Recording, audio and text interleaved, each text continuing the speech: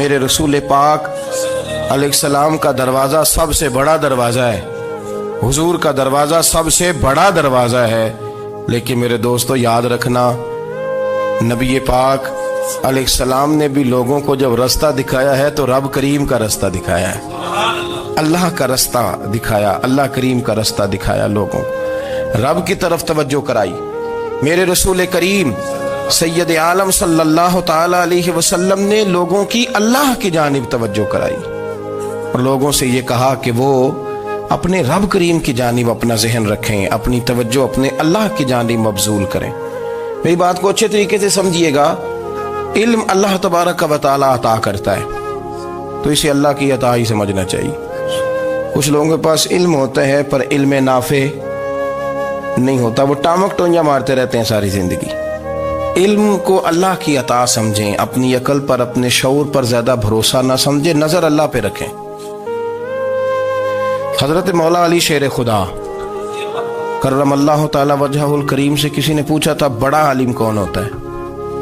ہمارے ہاں تو اب وہ والے عالم پائے جاتے ہیں نا اللہ ماشاءاللہ، جو ممبر پہ بیٹھتے ہیں تو دعوے ہی دعوے ہیں، ممبر پہ بیٹھتے ہیں تو دعوے ہی دعوے ہیں، اس طرح کے عالم ہمارے ہاں پائے جاتے ہیں۔ وہ ہر بات میں دعویٰ کرتے ہیں، میں یہ کر دوں گا، میں وہ کر دوں گا۔ یہ مزاج علماء کا نہیں۔ حضرت علی المرتضیٰ سے کسی نے پوچھا بڑا عالم کون ہوتا ہے؟ فرمایا بڑا عالم وہ ہوتا ہے کہ جسے مسئلے کا پتہ نہ ہو تو وہ کہہ دے مجھے نہیں پتا، میں پتہ کر کے بتاؤں گا، غلط بات بیان نہ کرے۔ امام مالک سے کسی نے کوئی مسئلہ پوچھا تو آپ فرمانے لگے مجھے اس سوال کا جواب نہیں آتا، ہمارے بزرگ سمجھاتے کیا ہے؟ وہ کہنے لگا آپ اتنے بڑے امام ہیں تو اس سوال کا جواب نہیں آتا۔ فرمانے لگے اگر مجھے ہر سوال کا جواب آتا پھر تو میں خدا ہوتا، مجھے ہر سوال کا جواب نہیں آتا، مجھے تو اتنا آتا ہے جتنا میرے رب نے مجھے عطا کر دیا ہے۔ اپنی نظر اللہ پہ رکھیں، نکل آئیں اس معمے سے باہر کہ میں کوئی بلا ہوں، مجھے بڑا پتہ ہے، میرے پاس 6 ڈگریاں ہیں، مجھے 10 جگہ پہ تدریس کا شغف حاصل ہے، اس سے نکلیں باہر۔ قرآن مجید دیکھیے گا، اللہ تعالیٰ نے ارادہ قدرت فرمایا کہ میں حضرت آدم کو بناؤں گا، پھر بنانے کے بعد فرمایا فرشتوں سجدہ کرو آدم کو، سب نے سجدہ کیا الا ابلیس ابا واستکبر وکان من الکافرین، سب نے سجدہ کیا سوائے ابلیس کے، اس نے انکار بھی کیا، تکبر بھی کیا اور کافروں میں سے ہو گیا۔ تو یہ جب اللہ تعالیٰ نے سجدہ کرایا تو کیسے کرایا؟ اللہ تبارک و تعالیٰ نے نا حضرت آدم کو علم سکھایا خود، وعلم آدم الاسماء کلہا، خود اللہ فرماتے ہیں کہ میں نے جناب آدم علیہ السلام کو تمام اشیاء کے نام سکھائے، سب اشیاء کے نام سکھائے۔ تو وہ چیزیں پھر میں نے نا، اللہ فرماتے ہیں میں نے فرشتوں پہ پیش کی، میں نے کہا کہ بتاؤ ان کے نام کیا ہے، تو فرشتوں نے جو جواب دیا وہ سمجھنے والا ہے۔ اللہ نے چونکہ خود علم سکھایا تھا حضرت آدم کو، جناب آدم سکھایا تھا، لیکن فرشتوں کو نہیں سکھایا تھا۔ تو اللہ کریم نے فرمایا فرشتوں اب یہ بتاؤ ان چیزوں کے نام کیا ہیں؟ تو فرشتے کیا کہتے ہیں؟ فرشتے عرض کرتے ہیں قالوا سبحانک لا علم لنا۔ آپ کبھی یقین کریں اس چیز کی لذت لیں تو مزہ آ جائے۔ کہا قالوا سبحانک، کہنے لگے تو پاک ہے، قالوا سبحانک، کہنے لگے تو بھئی آدم علیہ السلام کو نام سکھا لیے، پھر فرشتوں کے سامنے وہ چیزیں پیش کر کے کہا ان چیزوں کے نام بتاؤ، تو فرشتے کیا کہتے ہیں؟ کہتے ہیں قالوا سبحانک، تو پاک ہے، لا علم لنا، ہمارے پاس کوئی علم نہیں، الا ما علمتنا، ہمیں تو اتنا پتہ ہے جتنا تو نے ہمیں سکھا دیا ہے، ہمیں تو اتنا پتہ ہے جتنا تو نے ہمیں، لا علم لنا، ہمارے پاس کوئی علم نہیں ہے، اتنا ہی پتہ ہے جتنا تو نے ہمیں سکھا دیا ہے، اس سے زیادہ ہمارے پاس علم۔ اور یہ کیوں تو نے ہمیں جتنا سکھایا اتنا پتہ ہے؟ فرشتے یہ نہیں کہتے یا اللہ تو زیادہ سکھا، آدم کو دیا تو ہمیں بھی دے، یہ نہیں فرمایا، فرمایا انک انت العلیم الحکیم، اے اللہ تو علم والا بھی ہے اور حکمت والا بھی ہے، تجھے پتہ ہے کس کو کتنا دینا ہے، جتنا تو نے مناسب سمجھا جناب آدم کو دیا، اور جتنا تو نے بہتر سمجھا وہ تو نے ہمیں عطا فرمایا۔ تو اگر آپ کے پاس علم ہے، کہیں نالج ہے، اس کو اللہ کی عطا سمجھے۔ ہمارے ہاں بہت سارے لوگ بن کے بیٹھ جاتے ہیں، میں اکثر کہتا ہوں کہ پھر وہ دعوے کرتے ہیں میرے علاقے والے جاہل ہیں، میرے شہر والے جاہل ہیں، میرے خاندان والے پڑھے نہیں، یہ آپ کا دعویٰ ہے، یہ آپ کو خراب کر دے گا۔ ہم نے بہت سارے ایسے لوگ دیکھے جو بہت بڑے عالم تھے، لیکن اللہ جب لینے پہ آیا تو عقل ہی لے گیا، شعور ہی چلا گیا، حافظے ختم ہو گئے۔ آپ دیکھتے ہیں بڑھاپے میں کچھ لوگ ایسے ہوتے ہیں کہ جن کو یہ بھی یاد نہیں رہتا کہ میرا نام کیا ہے، میں کہاں ہوں، مجھے کدھر جانا ہے۔ تو اس وقت سے اللہ کی پناہ مانگیں اور اپنی نظر اپنے رب کریم کی جانب رکھیں، اللہ کی جانب اپنی نظر کو مبذول رکھیں۔ دوسری بات، علم کے بعد ایک چیز آتی ہے جس کا نام ہے ہدایت، جس کا نام ہے تقویٰ، جس کا نام ہے پرہیزگاری، جس کا نام ہے عمل، عبادت، ریاضت۔ یہ بھی اسی وقت ہی نصیب ہوتی ہے جب میرا رب کریم نصیب فرما دیتا ہے۔ ہم نے نا نیکی کا اپنا اپنا سٹیٹس بنا لیا ہے، اپنا اپنا معیار بنا لیا ہے۔ کچھ لوگ کہتے ہیں کہ جناب مسجد میں سیمٹ کا توڑا دینے سے بہتر ہے کسی غریب کو آٹے کا تھیلا دے دو۔ اب اس نے اپنا مزاج بنا لیا نا نیکی کا، اس نے اپنا سٹیٹس بنا لیا۔ میرا یہ سوال ہے کہ نبی پاک صلی اللہ تعالیٰ علیہ وسلم جب مدینہ شریف آئے تھے تو حضور نے سب سے پہلے غریبوں میں آٹا تقسیم کیا تھا کہ سب سے پہلے مسجد بنائی تھی؟ کیا عجیب لوگوں کا رنگ ہے، اپنی مرضی کی ہدایت، اپنی مرضی کا تقویٰ، اپنی مرضی کا معیار۔ مسجد کوئی بڑا چھوٹا خطیب بھی میری طرح کا ہو نا تو وہ مسجد میں بیٹھ کے جب نبی پاک کی بات کرتا ہے تو کہتا ہے میرے رسول پاک غریبوں کا سہارا بن کے آئے۔ وہ غریبوں کی بات کرتا ہے، مسکینوں کی، لاچاروں کی، کمزوروں کی بات۔ تو مسجد ہی تو وہ ادارہ ہے جہاں سے غریبوں کی بات ہو رہی۔ تو اب لوگوں نے غریب کو اور مسجد کو لڑانا شروع کر دیا، اس کو لڑاؤ کہ مسجد میں پیسے دینے سے بہتر ہے آپ غریب کو آٹے کا تھیلا دے دیں۔ آپ یہ کیوں نہیں کہتے کہ مسجد میں بھی آپ توڑا دیں ایک سیمٹ کا اور ساتھ غریب کو بھی خدمت کریں؟ یہ کیوں نہیں تقویٰ؟ اپنی اپنی مرضی کا مزاج، اپنی اپنی۔ کچھ لوگ کہتے ہیں چھوڑو جی، ساری زندگی انسان نماز پڑھتا رہے اور پھر گالیاں بھی دیتا رہے، بندہ داڑھی بھی رکھ لے اور جھوٹ بولنا بھی نہ چھوڑے۔ تو یہ آپ نے اپنے پاس سے تقوی کا معیار بنایا۔ گالی دینے کا گناہ ہے اور داڑھی رکھنے کا ثواب ہے۔ تو اگر آپ داڑھی رکھے ہوئے ہیں اور آپ کوئی غلطی کر رہے ہیں تو اس سے آپ کی داڑھی کا ثواب ختم، اللہ کرے آپ کو سمجھ آئے میری بات۔ آپ کوئی غلطی کر رہے ہیں، داڑھی کا ثواب اس سے ختم، وہ اپنی جگہ پہ قائم ہے چیز۔ اپنی مرضی کا کیوں تقوی کا معیار بناتے ہیں؟ تقوی کا مزاج اپنی مرضی کا نہ بناؤ۔ اللہ کی بارگاہ سے دعا مانگو کہ یا اللہ ہمیں ہدایت کا نور عطا فرما، اللہ تو ہمیں رستہ دکھا، تو بتا کہ ہدایت کیا ہے۔ تو رب فرماتا ہے اللہ ولی الذین آمنوا، اللہ مومنوں کا مددگار ہے، یخرجہم من الظلمات الی النور، وہ انہیں اندھیروں سے نکالتا ہے اور نور کی طرف روشنی عطا فرماتا ہے۔ اندھیروں سے نور کی طرف اللہ لاتا ہے۔ اللہ ولی، اللہ مومنوں کا ولی ہے، وہ انہیں اندھیروں سے نور کی طرف نکالتا ہے۔ ہدایت ہمیشہ اللہ کی طرف سے سمجھے۔ جب وہ نماز کی توفیق دیتا ہے تو اپنے فضل سے دیتا ہے، جب وہ ذکر کی توفیق دیتا ہے تو اپنے فضل سے۔ ہم سمجھتے ہو جی فلانا نہیں پڑھ رہا بڑا بیوقوف ہے، فلانا نہیں پڑھ رہا، تو تم کیا اپنی عقل کے طور پہ پڑھ رہا ہے؟ میں جی اللہ کے فضل سے 2 سپارے پڑھتا ہوں، تو کس پہ احسان کرتے تو 2 سپارے پڑھ کے رویا کر کہ اگر مالک تو بڑا قریب نہیں۔ بڑے لوگ ہیں جن کو پورا قرآن حفظ ہے پر انہیں پڑھنے کی توفیق نہیں، تو انہیں فضل کیا اور مجھے توفیق دے دی ہے پڑھنے۔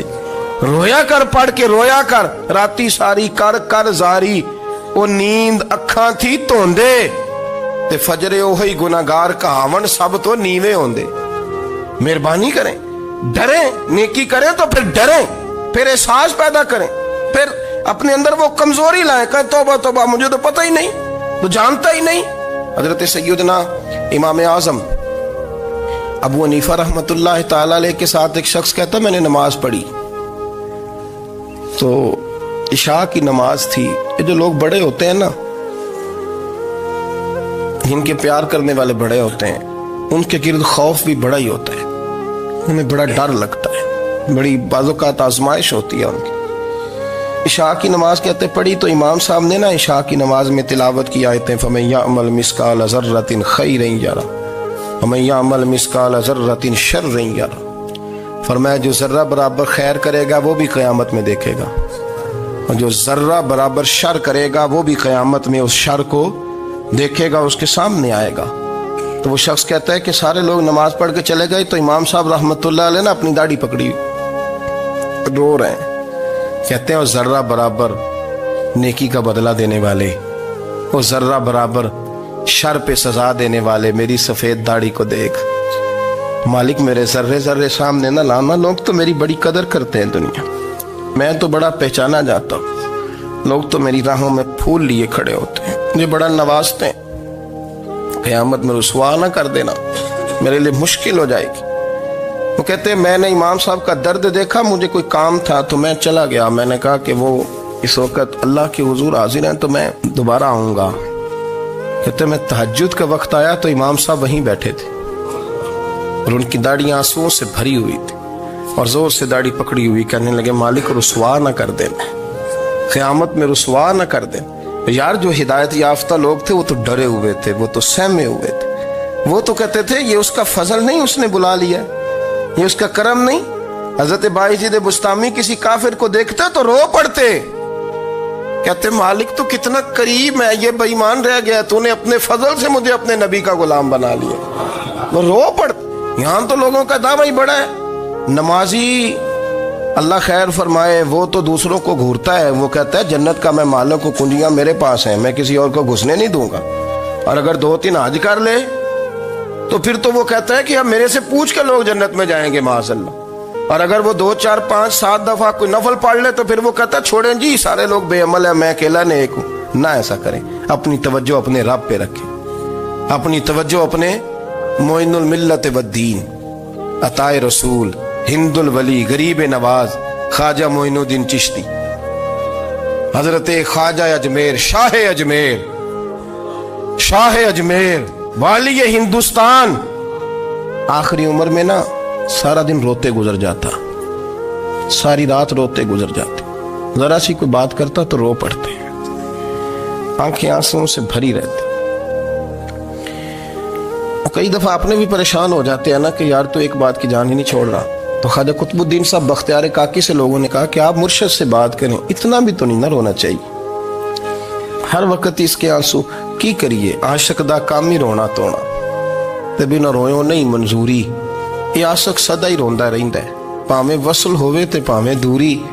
ہر وقت رونے کا کیا مطلب ہے؟ تو خواجہ قطب صاحب کہتے ہیں میں قریب گیا تو میں نے پیر دبائے، میں نے کہا سونیا لوگ تو کچھ بھی نہیں کرتے، تو نے تو کمال کر دیا، 90 لاکھ آدمی مسلمان کر دیا، دنیا کچھ نہیں کرتی، تو نے 50 سال ساری رات مسلح پہ بیٹھ کے رب راضی کیا.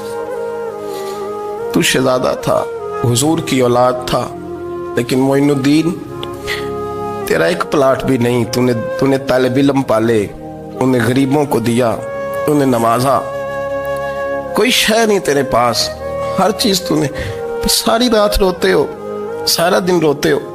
تو خواجہ قطب الدین صاحب کہتے ہیں میں نے جب عرض کیا تو خواجہ صاحب مجھے گلے لگا لیا، چیخ مار کے روئے، کہنے لگے قطب الدین پتر داڑھی سفید ہو گئی، جانے کا وقت آ گیا، جو تو نے نیکیاں گنوائی ہیں وہ ہیں صحیح میرے پاس، پر یار کی بارگاہ میں پیش کرنے کے قابل ایک بھی نہیں. تو بارگاہ تو دیکھ کتنی بڑی ہے، رسول کریم کی بارگاہ میں پیش کرنے کے قابل ان میں سے ایک بھی نہیں. تو آستانہ دیکھ کتنا بڑا ہے، کیا پیش کروں گا، کیا عرض کروں گا حضور کی بارگاہ میں، کس طرح.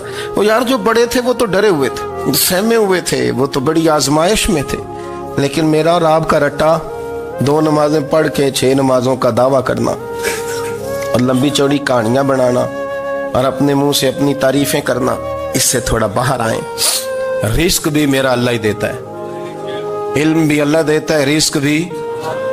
بڑے بڑے فقیروں کو مالدار ہوتے دیکھا، بڑے بڑے مالداروں کو فقیر ہوتے دیکھا، بڑے بڑے. میرے ایک بڑا سخی قسم کا سجن ہے، بڑا پیارا ہے، میں اسے سخی مانتا ہوں. میں نے اپنی پریشانیوں کے دنوں میں بھی اس شخص کو سخی دیکھا. ایک دن رات کو مجھے ٹیلی فون کر کے کہنے لگا کدھر ہو؟ میں نے کہا میں گھر ہوں. نہیں اکثر سفر میں ہوتے ہو نا؟ میں نے کہا طبیعت کیسی ہے؟ ٹھیک ہے، بس حال چال پوچھنا تھا. میں نے سمجھائی، میں نے کہا یار یہ کوئی مسئلہ ہے، ورنہ رات کے 2 بجے کوئی حال پوچھنے کو فون تو نہیں نہ کرتا. कोई मतलब ऐसा तो मसला नहीं ना। तो मैंने बैक कॉल की, मैंने कहा यार मेरी बात सुन, मसला क्या? कहने कुछ नहीं दिल कर रहा था। मैं कहा मेरी गल सुन, रहे असी 4-5 साल कट्ठे, मैं तेन जानना, असल बात कर। कहने लगा मकान भी बड़ा है, सारा कुछ ठीक है, पर वो बड़ा ही बेनियाज है। कुछ हालात इस किस्म के आ गए हैं कि लोगों को बताऊं भी तो लोग मानने को तैयार नहीं। ज़्यादा नहीं, मुझे ना थोड़े से पैसों की ज़रूरत है, को 15-20 हज़ार अगर मिल जाए मेरी ज़रूरत। आप यकीन करें मैं रोता रहा सारी रात। मैंने कहा मेहरबाना तेरा किस तरह करांगे, इससे लेके ज़माना इस्तेमाल करता था, पर बेपरवाही वेख ना सज्जड़ दी, जिथे किसे दी पेश ना जावे उन्हें ताजा वाले दर दर रोले ते मंगते तख्त बिठावे। सजना किसे नू कारा मिल दई, कोई काबे खाली आवे। वल्लाहु खैरुर राज़िकीन, कहते तू दाएं बाएं ना जा, रिस्क तो तुझे मैं दूंगा, मैं हूं बेहतर रिस्क देने वाला। बड़े बड़े बादशाह, बड़े बड़े शहनशाह, बड़े बड़े लोग, हाथों में कासे, फकीरियां। उम्मे रबिया क्या करती थी, बड़ी नेक और साले खातून थी। वो कहती हैं कि मैं ना बड़े अमीर आदमी की बीवी थी, अपने शौहर के साथ छत पे बैठी थी तो नीचे फकीर मांगने वाला आया। उसने बड़े दर्द से सदा की, तो मैंने अपने शौहर से कहा कुछ देने का, दफा कर, इन लोगों ने धंधा बनाया हुआ है। कहती मैं मेके से भी बड़ा माल लेके आई थी, मेरे माँ बाप बड़े अमीर थे, तो मैंने ना चोरी अपने खामद से नज़र बचा के बाथरूम जाने के बहाने गई और नीचे जाके 5 दिनार मैंने उस फकीर की हथेली पे रखे। कहते उसने 5 दिनार देखे, फिर मेरी तरफ देखा तो मैंने उसकी आंखों में आंसू चमकते देखे। कहने लगे बीबी रब तेरा भला करे, मैं 3 दिनों का भूखा हूं। कि वो चला गया, मैं घर आ गई। जब बाहर आई तो मेरा शौहर कहने लगा तू इतनी अब इतनी तू तेज हो गई है और तू इतनी खुद मुख्तार हो गई, मेरे बगैर पूछे माल खर्च करेगी, जा तुझे 3 तलाकें। कहती मैं बालदार और वजादार बाप की बेटी थी, तलाक लेके घर आई तो मेरा बाप टूट गया, चारपाई पे चला गया। ओहो ये क्या बन गया। कहती बड़ी तकलीफ रही।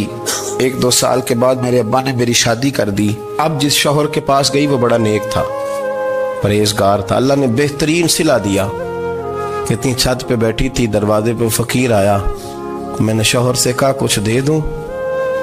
कहने लगा 5 ना देना, 15 देना, 20 देना, मैं फकीर हूं, मैंने फक्र से दौलत देखी है, इसे खाली ना लौटाना।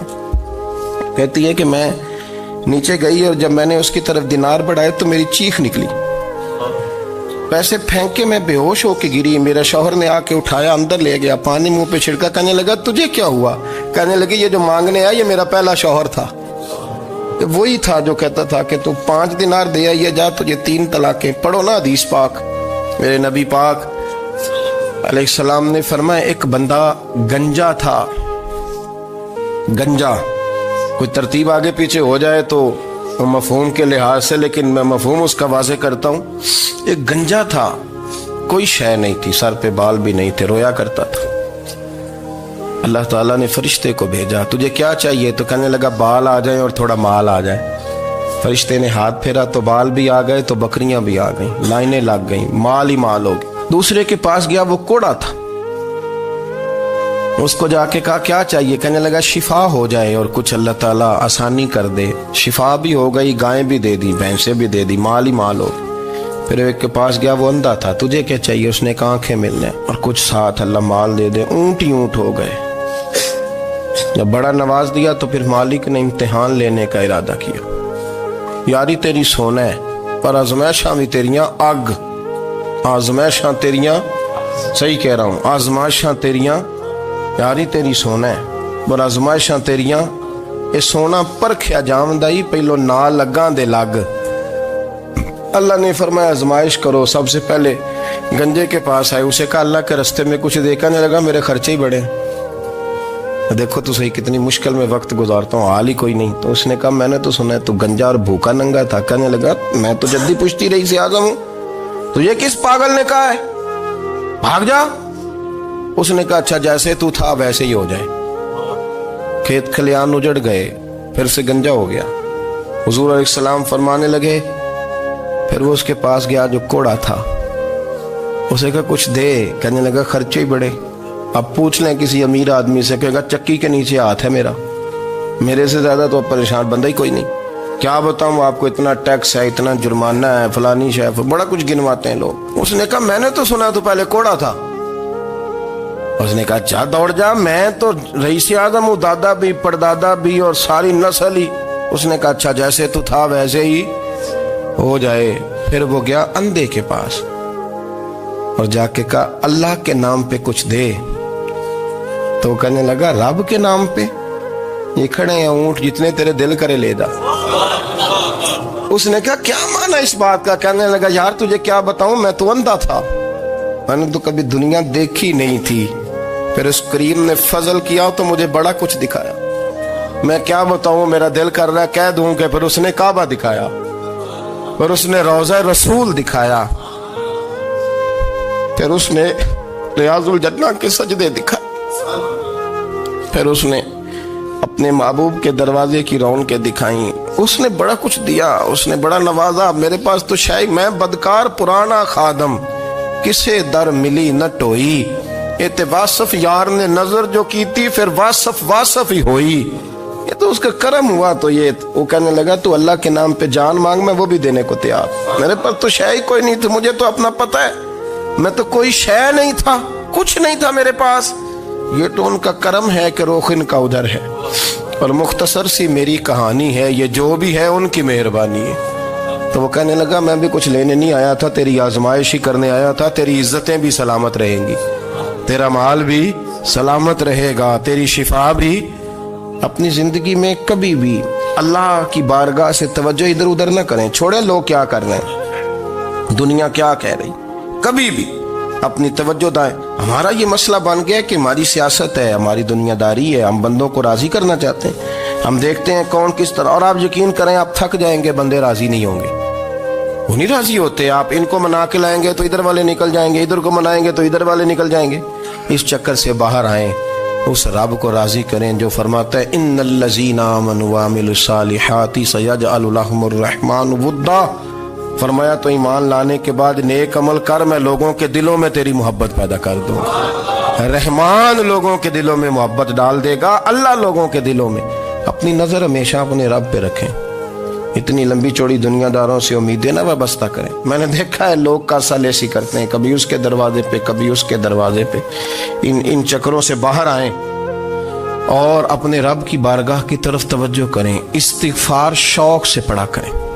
और अकेले में ना, अकेले में हज़रत रईसुल मुतकल्लिमीन मौलाना नकी अली खान साहब रहमतुल्लाह ने लिखा है कि फिरौन 500 साल हुकूमत कर गया। यहाँ तो 5 साल की हुकूमत की पैर लड़खड़ाते हैं, 500 साल। हमारे असल वजह यह थी कि दुनिया जब सो जाती थी ना तो ऊपर चादर लेके तो मुसल्ले पे बैठ जाता था और हाथ बांध के कहता था रब तू ही है, मेरा पर्दा ना खोलना, मालिक तू ही है, करम नवाजी करना, मेरी पकड़ ना करना। वो बेईमान हो के अगर 500 साल हाथ बांधे तो गुजारा कर लेता है, तू तो ईमानदार है। पर मसला ये है कि तू रात को बुक्कल मार के हाथ नहीं ना बांधता, तो मिन्नत नहीं करता, तो इस्तिगफार नहीं करता। तौबा करें तो बचे रहें। वो इतनी लंबी हुकूमत कर गया चूंकि रात को कहता था मालिक रब तू ही है, लेकिन मेहरबानी फरमा, मेरी पकड़ ना फरमा, तो अल्लाह ने तो उसको मोहलत दे दी।